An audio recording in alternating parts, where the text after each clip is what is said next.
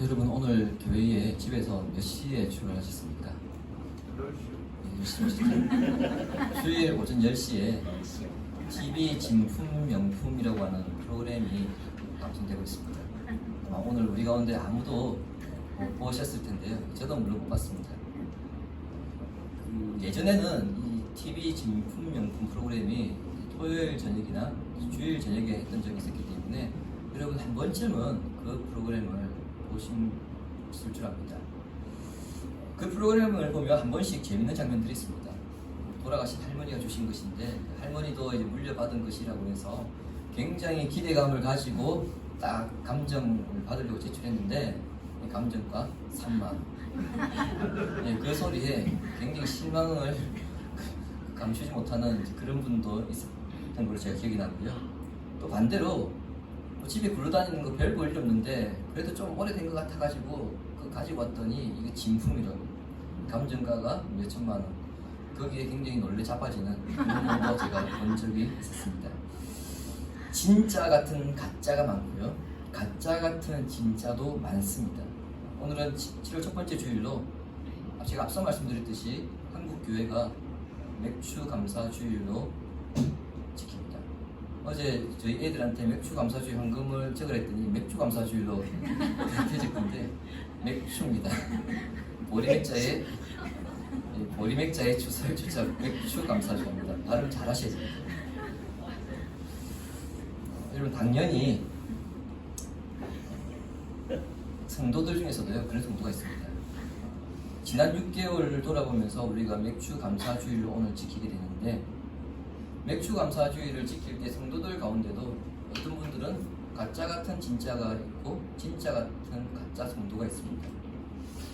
당연히 가짜 같은 진짜 성도가 진짜 같은 가짜 성도보다 훨씬 더 낫죠. 그러나 진짜 같은 진짜 성도가 되어야 합니다. 그렇게 되기 위해서는 삶의 여러 방면에서 점진적으로 참된 경건을 이루어가야 합니다. 본문은 참된 경건을 이루기 위한 하나의 방편에 대해서 우리에게 소개하고 있습니다.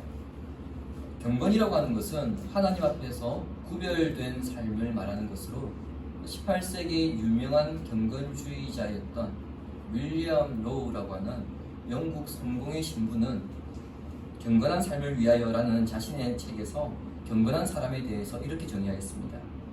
경건한 사람이란 자기의 뜻이나 자기의 방식이나 세상의 정신을 따라 살지 않고 오직 하나님의 뜻을 따라서 사는 사람이다. 그러면서 경건이라고 하는 것은 단순히 예배를 드리는 것에 국한되지 않고 시간 사용, 재물의 사용, 겸손, 순종이라고 하는 영역에 확대 적용되어야 한다. 이렇게 말했습니다. 다시 말씀드리자면 경건이라고 하는 것은 세상으로부터 하나님의 이름을 위하여 자신을 구분하며 살아가는 것입니다. 신자라면 이 사실을 모르는 건 아닙니다. 모든 신자가 이 사실을 다 알고 있습니다. 그럼에도 불구하고 경건하게 살려고 노력하지만 늘 부끄러운 모습이 있는 것이 현재 신자의 삶이 아닐까 싶습니다. 그래서 자신의 삶이 경건하십니까? 이렇게 질문을 던지면요, 그 질문을 받는 사람은 대답도 하기 전에 질문을 듣자마자 공통된 행동이 나타납니다. 고개를 떨어뜨립니다. 고개를 숙이는 것이 우리 모두의 공통적인 모습일 것입니다. 왜 이런 모습이 나타나느냐? 경건하게 살아야 되는 것은 압니다. 그러나 자기 자신을 돌아보았을 때에 내가 과연 경건한가? 그렇게 대답할 때에, 그렇게 질문할 때에 자신이 없기 때문이죠. 본문에서 바울은 그 자신이 없는 이유가 원망과 불평 때문이라고 그렇게 우리에게 가르치고 있습니다. 무엇에 대한 불만과 원망이냐? 남들보다 가진 것이 없는 것에 대한 불만과 원망. 성공하지 못한 불만과 원망이 아니라 남보다 더 잘 살지 못해서 나타나는 원망과 불만이라는 겁니다. 자, 이런 불만과 원망이 쌓이기 시작하면은 그 화살이 하나님을 향하게 되고요, 모든 시선이 세상을 향하게 됩니다. 그렇기 때문에 경건의 삶을 살 수 없는 것이죠. 우리가 흔히 이런 말 하죠.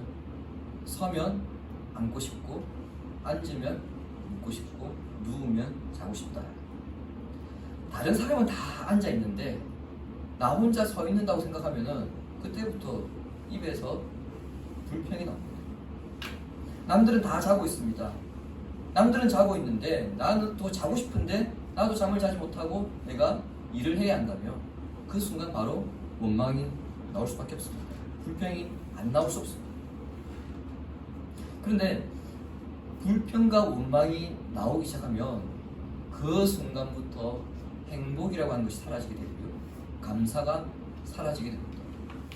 그때부터 경건의 삶과는 멀어집니다.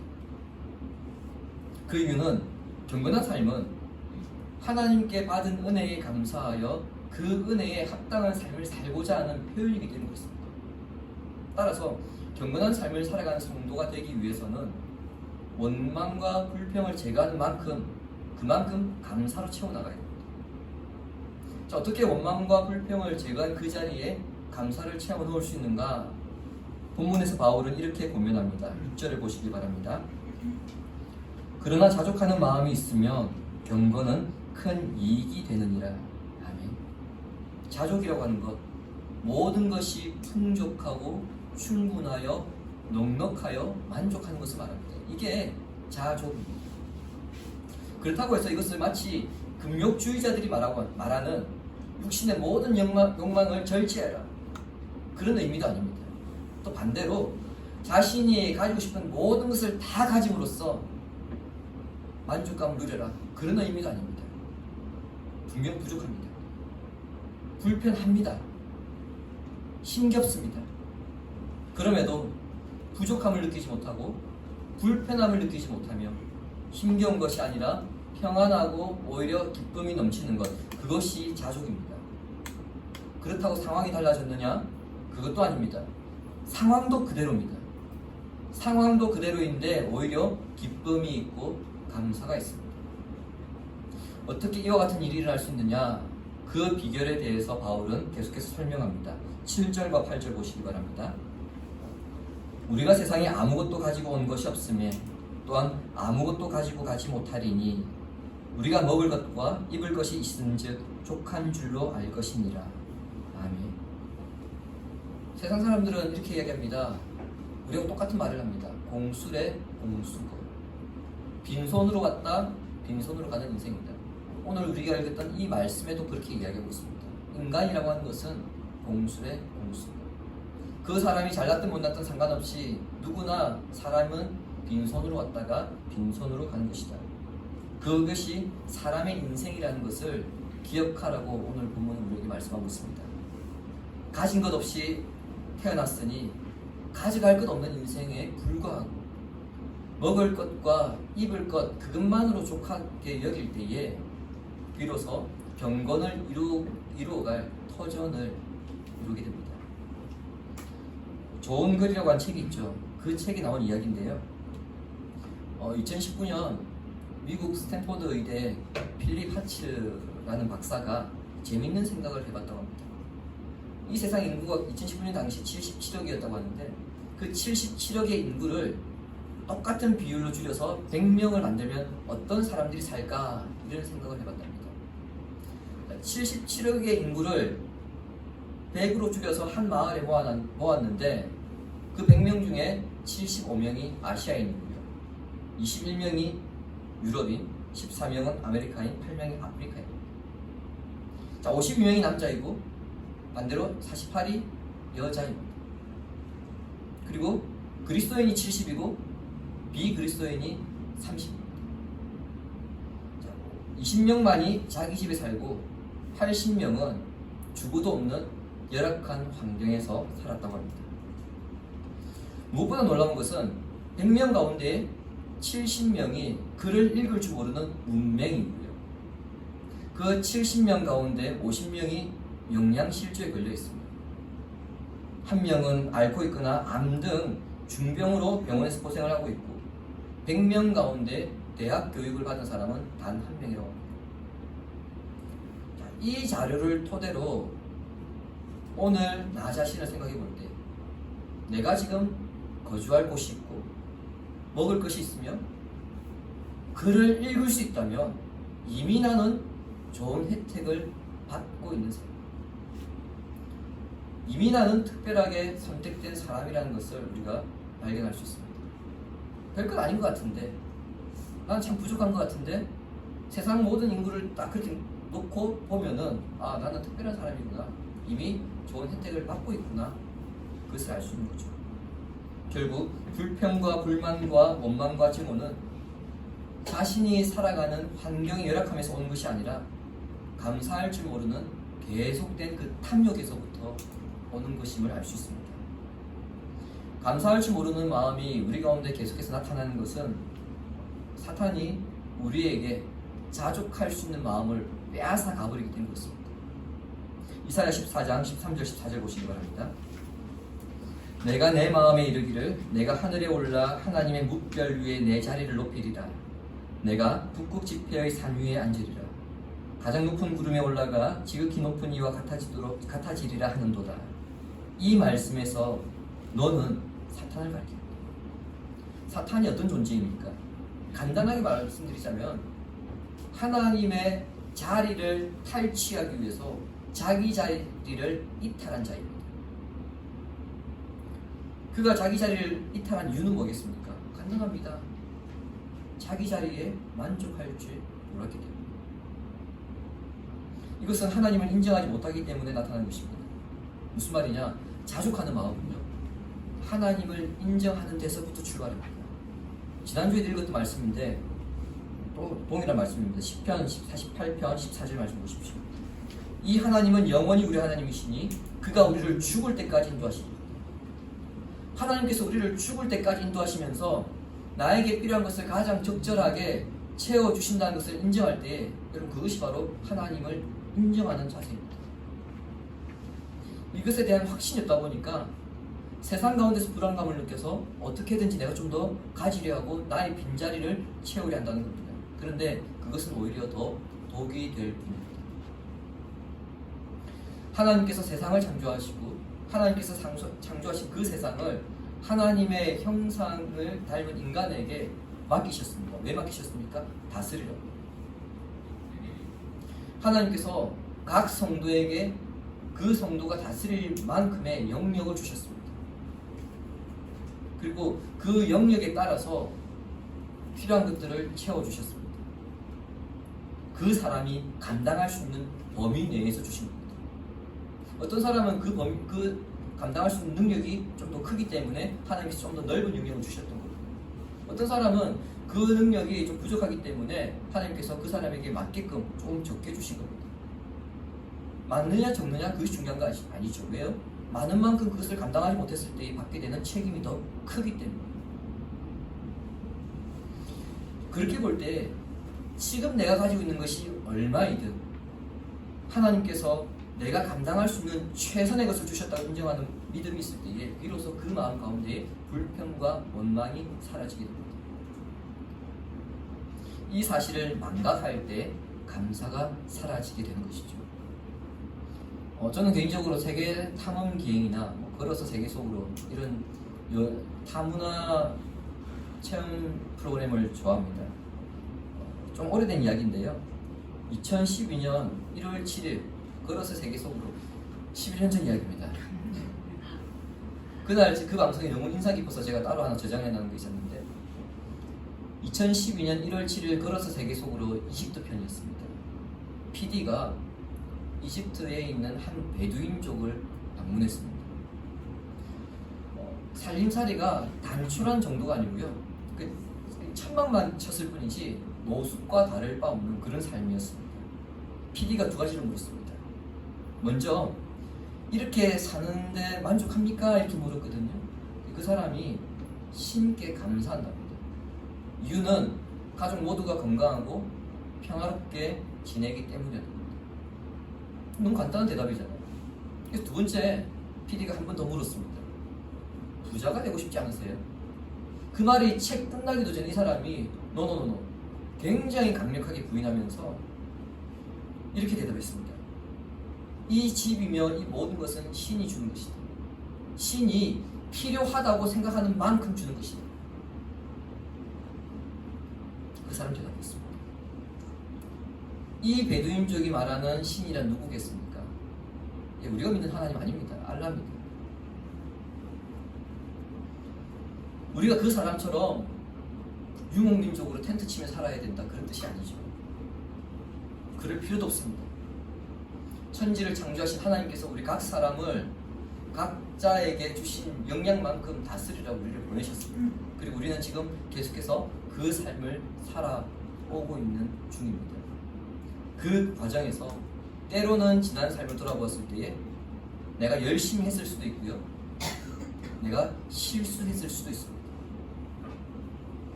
내가 의도하지 않았던, 내가 실수를 했던, 실수하지 않았던, 중요한 것은 내가 어떻게 살아왔든지 간에 오늘 이 삶의 현장에 지금 내가 있다는 점입니다. 그것은 부인할 수 없습니다. 하나님의 계획 아래, 하나님의 인도하심 아래 우리가 지금 여기 있다는 겁니다. 우리는 가끔씩 이런 생각을 합니다. 10년 전, 20년 전, 30년 전으로 돌아가서 그때 그 시점에 내가 이 인간을 만나지 않았더라면, 내가 이곳으로 갔더라면, 내가 그때 이사를 하지 않았더라면 그럼 지금 좀 달라졌을까? 아니요. 여전히 이 자리입니다. 중요한 것은 그겁니다. 내가 어떤 선택을 했던, 어떻게 살아왔던, 중요한 것은 내가 지금 이 삶의 현장에 있다는 겁니다. 바울이 아레오바고에서 아덴 사람에게 했던 그 설교를 기억하십니까? 하나님은 인류의 모든 족속을 한 혈통으로 만드셔서 온 땅에 살게 하셨는데 그들의 연대를 정하시며 거주의 한계를 한정하셨다. 하나님의 섭리에 의해서 내가 오늘 이 삶의 현장에 있다는 겁니다. 그리고 그 환경에서 그 사람이 감당할 수 있는 만큼 하나님께서 하나하나 채워주셨다는 겁니다. 그러니까 내가 지금 살아가고 있고 살아가는 데 있어서 좀 부족한 것이 있고 좀 누리지 못한 것이 있을 수 있는데 그것이 세상의 관점에서 볼 때에는 부족할 수 있고요, 또 불편해 보일 수 있지만 어차피 나는 빈손으로 온 인생입니다. 하나님께서 나를 살아가게 하신 곳에서 가장 알맞는 만큼 주셨다고 고백한다면 그것으로 만족하고 그것으로 우리가 기뻐할 수 있다면 여러분 그때부터 참된 경건을 살아갈 수 있는 겁니다. 주님이 사랑하시는 신의가의 심은 성도 여러분, 2023년 상반기가 끝나고 이제 하반기를 시작하는 첫 주일 예배를 우리가 지금 드리고 있습니다. 지난 6개월 여러분 삶을 돌아보시기 바랍니다. 교회적으로, 가정적으로, 사회적으로 뭔가 올해는 변화가 있으면 좋겠다 그런 기대를 했겠지만 6개월이 지난 지금 거의 변화가 없었으리라 그렇게 생각됩니다. 그래서 뒤돌아볼 때에 지난 6개월 특별히 감사의 제목이 무엇입니까? 그렇게 물었을 때에 그러게요, 그렇게 대답하실 분들이 대부분이 아닐까 싶습니다. 그러면서 크게 감사할 일은 없는 것 같아요. 하지만 잘못된 신을 믿는 그들조차도 자신의 삶에서 자족이라는 것이 무엇인지를 알고 감사하는데 그에 반해 삼위 하나님을 믿는 우리가 우리의 삶에서 자족하지 못하고 감사하지 못한다면 결국 나의 믿음이 헛것에 불과했구나, 내 믿음이 정말 잘못된 게 있구나, 그것을 증명하는 것밖에 되지 않습니다. 하나님은 우리가 참된 경건으로 살기 원하십니다. 그러나 경건의 삶은 하루아침에 이루어지는 것이 아니죠. 매일의 삶 속에서 망령되고 허탄한 신화를 버리고 경건에 이르기를 지속적으로 연습해야 합니다. 그 연습이란 특별한 무엇 때문에 뭔가 있어서 우리가 감사하는 것이 아니고 지금 나에게 있는 것이 하나님께서 주신 최고의 것이라고 여기며 참으로 감사하고 만족할 수 있는 그런 마음을 가지고 살아가는 것, 여러분 그것이 참된 경건을 이루어가는 것입니다. 주부에 있는 잠언 30장 8절을 함께 읽겠습니다. 곧 헛된 것과 거짓말을 내게서 가옵시며 가난하게도 마옵시고 구하게도 마옵시고 오직 필요한 양식으로 나를 먹이시옵소서. 아멘. 잠언 30장 8절 읽었거든요. 이 구절 뒤에 어떤 말씀이 나온지 아십니까? 혹 내가 배불러서 하나님을 모른다. 여호와가 누구냐 할까 하오며 혹 내가 가난하여 도둑질하고 내 하나님의 이름을 욕되게 할까 두려워함이니이다.